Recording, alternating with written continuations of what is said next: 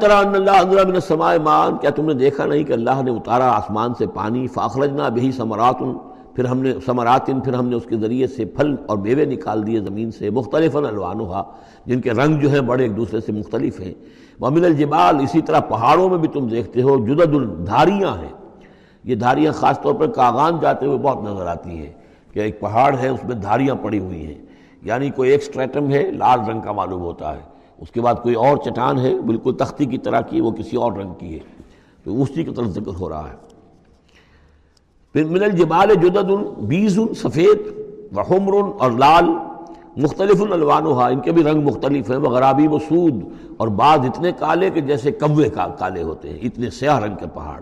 ومن الناس والدواب والانعام مختلف الوانہ کذالک، اور اسی طریقے سے انسانوں میں سے بھی اور حیوانات میں بھی، اور جو بھی اللہ نے جانور پیدا کیے ہیں اور چوپایوں میں بھی مختلف رنگ و روغن موجود ہیں۔ کذالک، اسی طرح، انما یخشی اللہ من عبادہ العلماء، یقیناً اللہ تعالیٰ کی خشیت تو اس کے اہل علم لوگوں کے دلوں ہی کے اندر ہوتی ہے، یعنی جتنا انسان میں اگر یوں سمجھیے کہ بنیادی طور پر کچھ ایمان ہے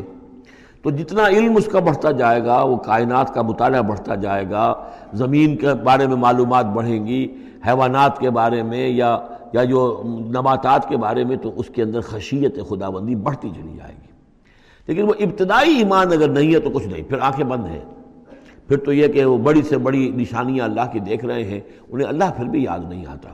سارا کچھ دیکھ لیا انہوں نے، بڑی سے بڑی ٹیلیسکوپ کے ساتھ نہ معلوم کہاں سے دیکھ رہے ہیں بیٹھے ہوئے، اتنے لاکھ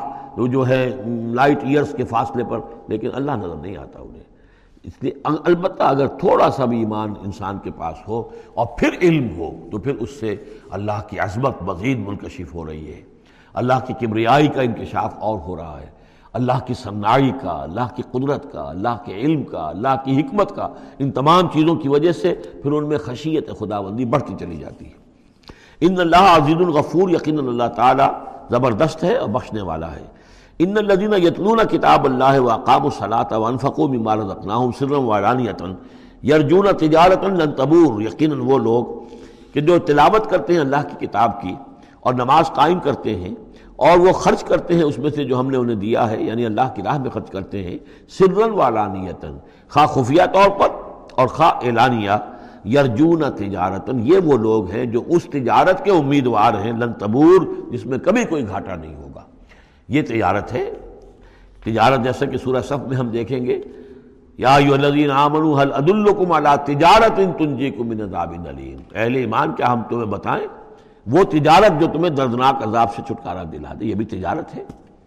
تجارت میں آدمی کچھ مال ہے، کچھ پونجی ہے، کچھ اس کا سرمایہ ہے، کیپٹل ہے، کچھ محنت ہے، دو چیزیں لگتی ہیں تو نفع ہوتا ہے تجارت۔ اسی طریقے سے یہی مال اور جان کھپاؤ اللہ کے لیے جہاد میں تو تمہیں نفع اتنا بڑا ملے گا کہ عذاب الیم سے چھٹکارا مل جائے گا۔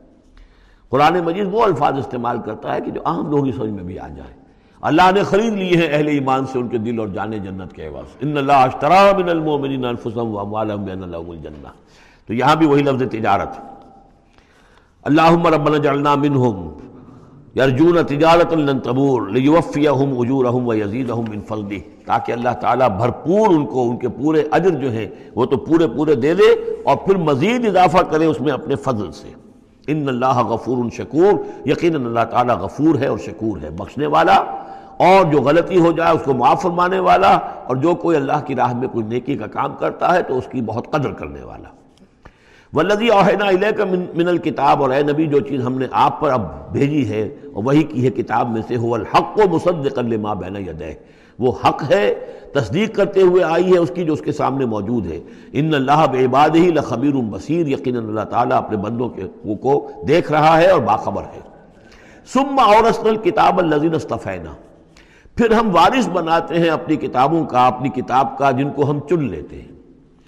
یہ جو لفظ آیا تھا هو اجتباکم، سورہ حج کی آخری آیت میں، وجاہدوا فی اللہ حق جہادہ هو اجتباکم، اے مسلمانوں تمہیں اللہ نے چن لیا ہے، پسند کر لیا ہے۔ اب جو بھی کسی نبی کی امت ہے وہ اس اعتبار سے مجتبی ہے، مصطفیٰ ہے، یہاں پہ وہ لفظ مصطفیٰ بھی آ گیا۔ میں نے وہاں آپ کو بتایا تھا یہ دو الفاظ جو ہیں بہت قریب المفہوم ہیں، اجتباء اور استفاء، اور ان میں فرق کیا ہے وہ بھی نوٹ کر لیجئے۔ انگریزی کے دو الفاظ کے حوالے سے سمجھ میں آئے گا، to select and to choose. Choose میں چوائس ہوتا ہے کسی آدمی کا اپنا ذوق ہے، میرا چوائس ہے،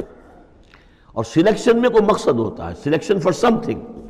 and choice out of some thing.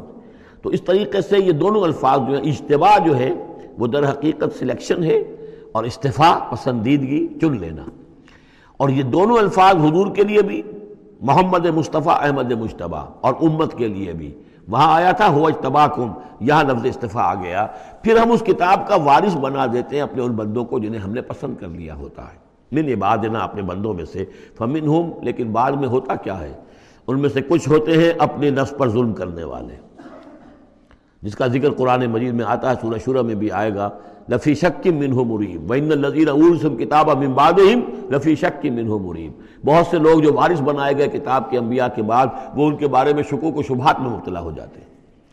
ومنہم مقتصد، کچھ ہوتے ہیں درمیانی راہ پر چلنے والے، کچھ نیکی کچھ بدی، کچھ بھلائی بھی اچھائی بھی۔ ومنہم سابق بالخیرات، ان میں سے کچھ ایسے بھی ہوتے ہیں جو بھلائیوں میں، نیکی میں، اچھے اعمال میں، دین کی خدمت میں، دین کی دعوت میں، اس کتاب کا حق ادا کرنے میں ایک دوسرے سے آگے نکلتے ہیں، آگے بڑھتے ہیں نیکیوں میں، باذن اللہ، ہوتا ہے اللہ کی توفیق سے۔